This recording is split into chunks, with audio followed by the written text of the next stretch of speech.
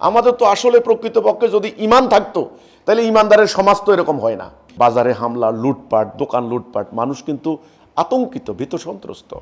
চাঁদাবাজের অত্যাচারে বিভিন্ন জায়গায় চাঁদা হচ্ছে, বিভিন্ন ব্যবসা বাণিজ্যের কারণে সিন্ডিকেট কায়েম হয়েছে। দলের প্রভাবে মানুষ আজকে জিম্মি, কথা বলতে চায় না, কথা বলতে পারে না। আমরা নামাজ পড়ি, রোজা রাখি, হজ করি, কিন্তু ঈমান নাই, কলেমা তাওহীদের উপর ঈমান নাই। তাওহীদের কথা হলো আল্লাহর হুকুম ছাড়া কারো হুকুম মানি না, লা ইলাহা ইল্লাল্লাহ মুহাম্মাদুর রাসূলুল্লাহ। এ কথার মধ্যে আমরা আসতে হবে। বিসমিল্লাহির রহমানির রহিম, আলহামদুলিল্লাহি রাব্বিল আলামিন।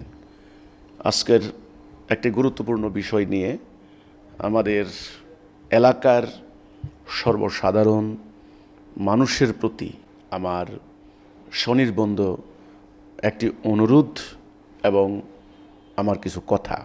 সম্মানিত এলাকাবাসী, নানান কারণে আমি আপনাদের সামনে সরাসরি আমার যাওয়ার সুযোগ হচ্ছে না, নানান কারণে।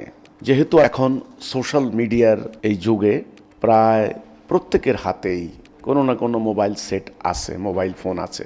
সেই মোবাইল ফোনের মাধ্যমে মানুষ নানান ধরনের তথ্য পাচ্ছেন।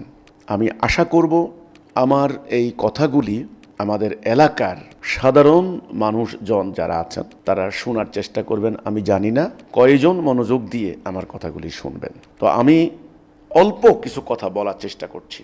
সম্মানিত এলাকাবাসী, আপনারা জানেন যে বাংলাদেশ একটি স্বাধীন সার্বভৌম শাসনতান্ত্রিক রাষ্ট্র।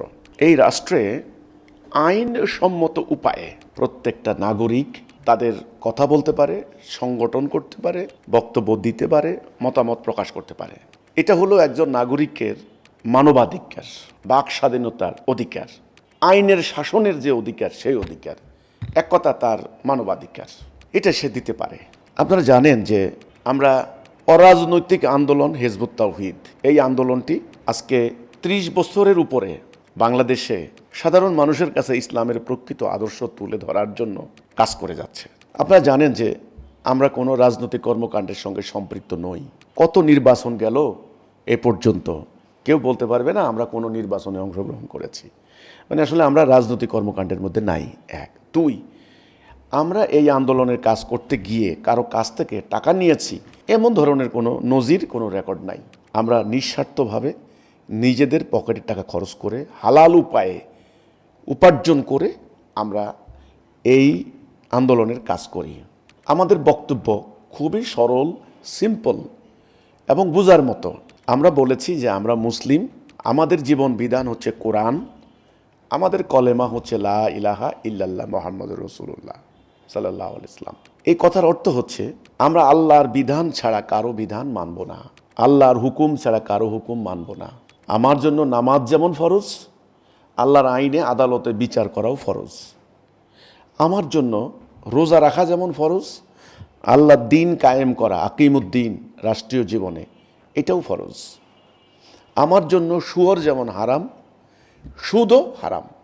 আমরা বলেছি দুর্ভাগ্যজনকভাবে দীর্ঘ কয়েক শতাব্দী ধরে আমাদের রাষ্ট্রে আল্লাহর আইন পরিচালিত হচ্ছে না, আল্লাহর আইন মোতাবেক রাষ্ট্র চলে না। এটা চলে এখন ব্রিটিশদের তৈরি করা বিধানে, মানুষের তৈরি বিধানে। এতে করে আমাদের ঈমান থাকে না। আমাদের সমাজে এই যে অশান্তি, এই যে অরাজকতা, এই যে হানাহানি, মারামারি, সুদ, ঘুষ, রাহাজানি, আন্দোলন, সংগ্রাম, এই যে এত কিছু হচ্ছে, চাঁদাবাজি, লুটতরাজ, হত্যা, বলৎকার, ধর্ষণ, এটার কারণটা কি? মুসলমান সমাজে তো এরকম হওয়ার কথা না। ইসলাম মানে শান্তি। এই শান্তিটা নেই কেন? আমরা বলেছি এই শান্তি না থাকার মেইন কারণ হচ্ছে আমরা আমাদের রাষ্ট্রকে আল্লাহর কোরআনের হুকুম দ্বারা পরিচালিত করি না। এই জন্য আমাদের আন্দোলনের মূল লক্ষ্য হচ্ছে আল্লাহর এই কোরআনের বিধানটাকে রাষ্ট্রীয় জীবনে কায়েম করা। এটা হলো আমাদের মূল উদ্দেশ্য। একেবারে সংক্ষেপে আমি এ কথাটাই বলছি। এখন আপনারা দেখবেন যে আমাদের সমাজের কিছু মোল্লা মুন্সি, বিশেষ করে কওমি মাদ্রাসার কিছু মোল্লা মুন্সি, ইনারা আমাদের বিরুদ্ধে আদা জল খেয়ে নেমেছে, আমাদের সমালোচনা করছে, আমাদের বিরোধিতা করছে। কেন বিরোধিতা করছে? আমরা একটা কথা বলেছি যে আল্লাহ তাআলা সুদ হারাম করেছেন, চুরি করা হারাম করেছেন, ডাকাতি হারাম, দিনের বিনিময় নেওয়াও হারাম, ধর্ম ব্যবসাও হারাম। ধর্মের নামে যদি বিনিময় নেওয়া হয় এটা কিন্তু হারাম হবে, কোরআন থেকে আমরা বলছি। তারা দেখলো যে এই কথাটা যদি মানুষ জানে তাহলে ধর্মের নামে ব্যবসা বন্ধ হয়ে যাবে। এই জন্য তারা আমাদের বিরুদ্ধে আজকে মিথ্যাচারে লিপ্ত রয়েছে। যাই হোক, আপনারা জানেন যে তারা বিভিন্ন জায়গায়, বিশেষ করে লক্ষ্মীপুর, চাঁদপুর, ফেনী, নোয়াখালী, কুমিল্লা, এই আশেপাশের জায়গাগুলিতে আমাদের বিরুদ্ধে তারা মিটিং করছে, স্লোগান দিচ্ছে, সমাবেশ করছে।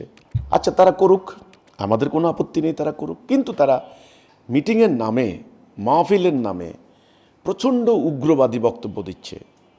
হিজবুত তৌহিদকে যেখানে পাবে সেখানে হত্যা করা হবে। আজকে ঢাকায় একটা জায়গায় তারা এই কওমি মাদ্রাসার একটা মৌলবী ফতোয়া দিয়েছে, হিজবুত তৌহিদকে 2 জনকে জবাই করে দিলেই সব ঠিক হয়ে যাবে। দেখেন, হত্যা করার হুমকি, জবাই করার হুমকি, এটা তো কোনো ইসলামের কথা হতে পারে না, এটা উগ্রবাদী বক্তব্য। দেখেন, আপনারা জানেন, আমার এলাকার যারা আছেন, আপনারা আমাদের এলাকায় যান, দেখেন, আপনারা তো নিজের কানে শুনবেন, নিজের চোখে দেখবেন। এই যে তারা এখন যে কথাগুলি বলে যে হিজবুত তৌহিদ মানুষের ঈমান নষ্ট করতে দাঁড়াইছে, আগে বলতো কি হিজবুত তৌহিদ খ্রিস্টান, দেখেন এদের বাড়িতে গির্জা বানাচ্ছে। এই যে মিথ্যা কথাটা বলে তারা 2016 সালে ব্যাপক গুজব রটনা করে দিয়ে সাধারণ ধর্মপ্রাণ মুসল্লিদেরকে খেপিয়ে দিয়ে তারা আমাদের বাড়ি হামলা করেছে, লুটপাট করেছে, 2 জন সদস্যকে প্রকাশ্য জবাই করে হত্যা করেছে, সমগ্র বাড়িঘর আগুন দিয়ে জ্বালিয়ে দিয়েছে, লুটপাট করেছে, বাড়িতে থাকা নারী শিশুদেরকে আহত, কুপিয়ে রক্তাক্ত, বিকলাঙ্গ করেছে। সেই ঘটনায় মামলা হয়েছে। দেখেন, মামলাটারে কি করলো, রাজনৈতিকভাবে ব্যবহার করেছে গত আওয়ামী লীগ সরকার। আমরা কিন্তু বিচার পাইনি, অনেক নিরপরাধ মানুষ এই মামলায় কষ্ট পেয়েছেন। মাঝখান দিয়ে আমাদেরকে বদনাম করেছেন যে হিজবুত তৌহিদ আমাদেরকে মামলা দিয়েছে, আমাদেরকে কষ্ট দিচ্ছে, কিন্তু আসলে আমরা তাদের নামও চিনি না, জানিও না। এই যে একটা ঘটনা ঘটাইয়া এই মোল্লা মুন্সি, কিছু হুজুর মোল্লা মুন্সি, তাদেরকে কিন্তু আর খুঁজে কিন্তু পাওয়া যায় না। 2009 সালে একবার তারা হামলা চালাইয়া 8টা বাড়ি আগুন দিয়ে জ্বালাই দিছে, আমাদের বাড়ি সোনাইমুড়ি, চাষিরহাটে। আচ্ছা, 2003 সালেও কিন্তু হামলা করছে।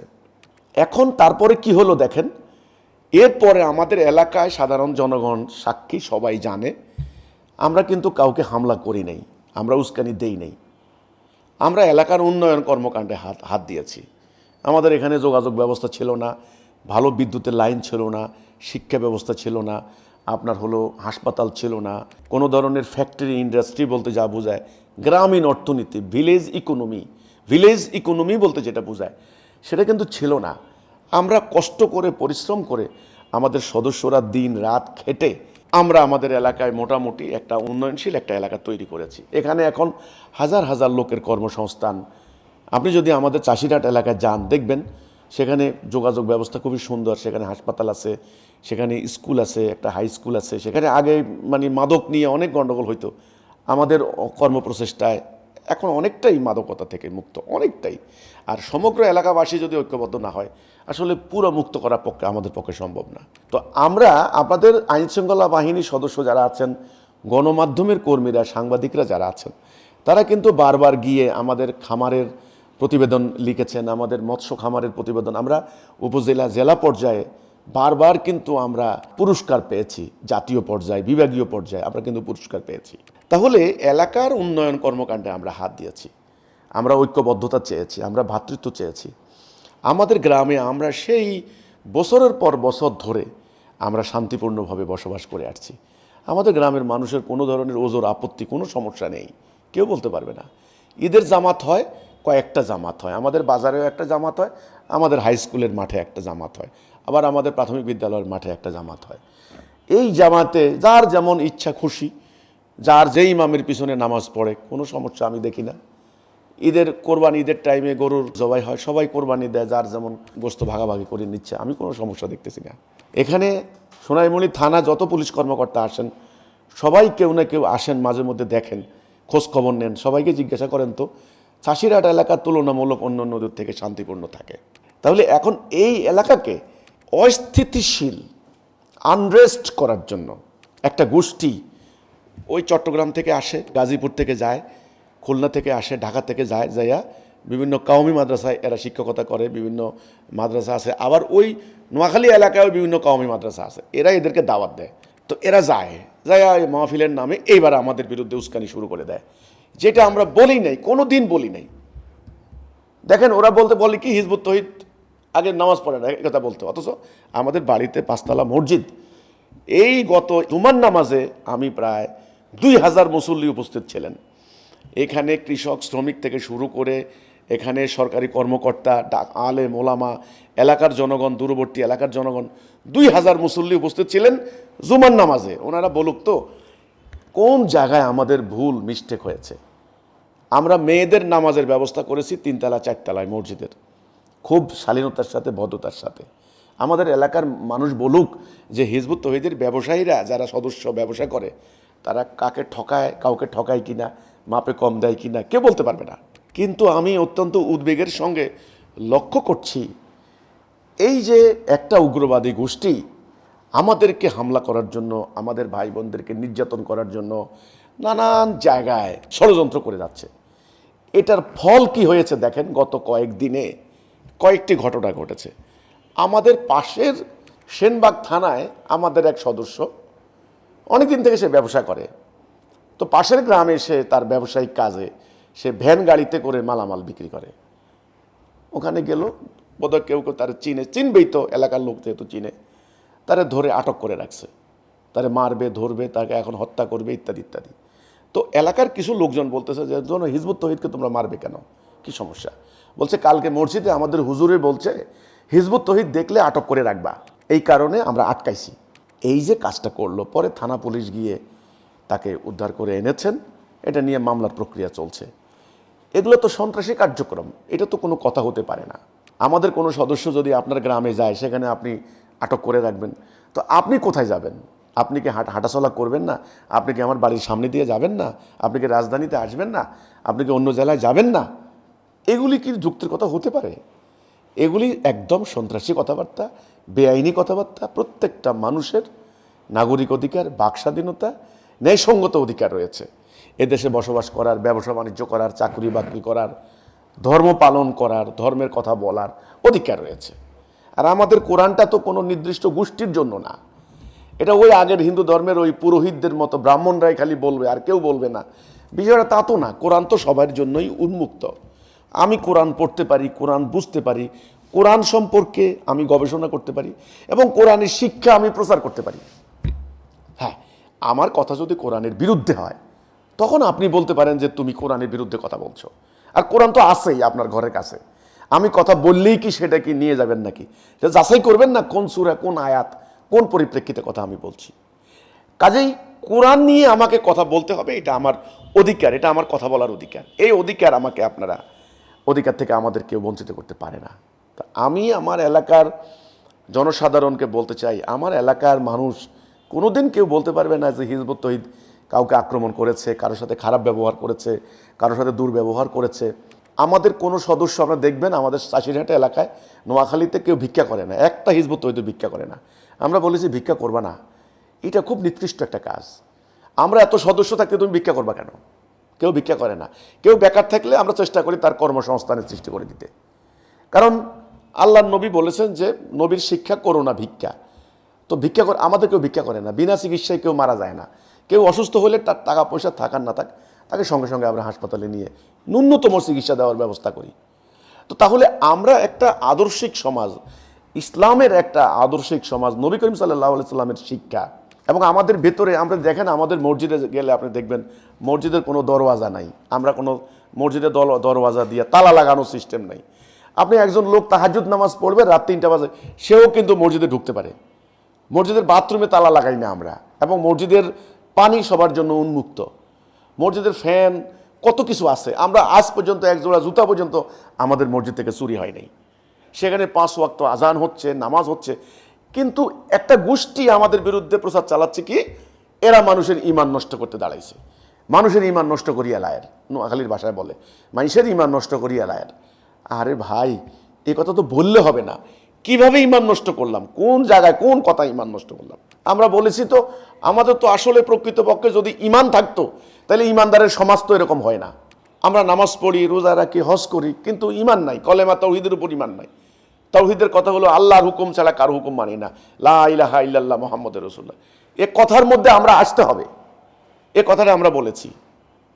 তো আমি আমার এলাকার সাধারণ ধর্মপ্রাণ মানুষদেরকে বলতে চাই, আমরা লক্ষ্য করছি, পর্যবেক্ষণ করছি, অবলোকন করছি সেই উগ্রবাদী গোষ্ঠী যারা 2009 সালে হামলা চালিয়েছে, 16 সালে আমাদের বাড়ি কেন্দ্র করে অরাজকতা করেছে, আবারও তারা একটা ষড়যন্ত্র করছে, মিথ্যাচার করছে।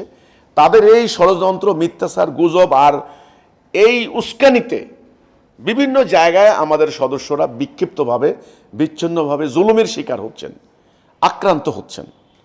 এটা অন্যায় হচ্ছে, এটা মানবাধিকার লঙ্ঘন হচ্ছে। আমি সাধারণ ধর্মপ্রাণ মুসলমানদেরকে বলতে চাই, একটা সংগঠনের সদস্যদেরকে যদি এভাবে বছরকে বছর একটা শ্রেণী আর কি, এরা যদি মারে, নিপীড়ন করে, নির্যাতন করে, হ্যাঁ, তাদেরকে হত্যা করে, তাদেরকে আক্রমণ করে, অর্থাৎ নির্যাতন করতে করতে করতে করতে তখন নির্যাতিত জনগোষ্ঠী তখন প্রতিরোধ করতে দাঁড়ায়, ওইটা হয় ভয়ঙ্কর হয়, কিন্তু তখন তাদের দেওয়ালে কিন্তু পিঠ থেকে যায়। এটা তাদেরও একটা মানবাধিকার। তো নির্যাতন, নিপীড়নের একটা শেষ আছে, একটা সীমা আছে, একটা জায়গা আছে, ওই পর্যন্ত ধৈর্য ধরার কথা আল্লাহ কোরআনে বলেছেন। আমরা আল্লাহর আদেশ মান্য করে আমরা ধৈর্য ধরছি।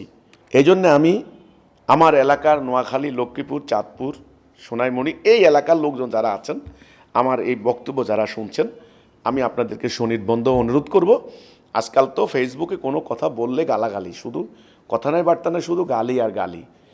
আর সোশ্যাল মিডিয়া দেখলাম আমার বিরুদ্ধে তারা এআই ব্যবহার করে ফটোকার্ড তৈরি করে জঘন্য অশ্লীল মিথ্যা অপপ্রচার চালাচ্ছে, যেটা আমরা বলি নাই কখনো সেটা। আর সাধারণ অনেক মানুষ কিন্তু আমাদের সম্পর্কে জানেন না ভালো করে, আমাদের বাড়িতে আসেন নাই, আমাদের মসজিদ দেখেন নাই, আমাদের উন্নয়ন প্রকল্প দেখেন নাই, না দেখে তারা ওই তৃতীয় পক্ষের কথা বিশ্বাস করে তারা প্রভাবিত হচ্ছেন। তো আমি আমাদের এলাকার সাধারণ তরুণদেরকে বলতে চাই, ধর্মপ্রাণ মুসলমান সবাইকে বলতে চাই যে দেখুন, আমরা আল্লাহর কোরআনের বিধান প্রতিষ্ঠা করতে দাঁড়াইছি। আমরা কোনো অন্যায় করি নাই, কোনো আইন ভঙ্গ করি নাই। আল্লাহ রসুল যেই সমাজটা কায়েম করেছেন, সেই সমাজ কায়েম করার জন্য আমাদের এই সংগ্রাম।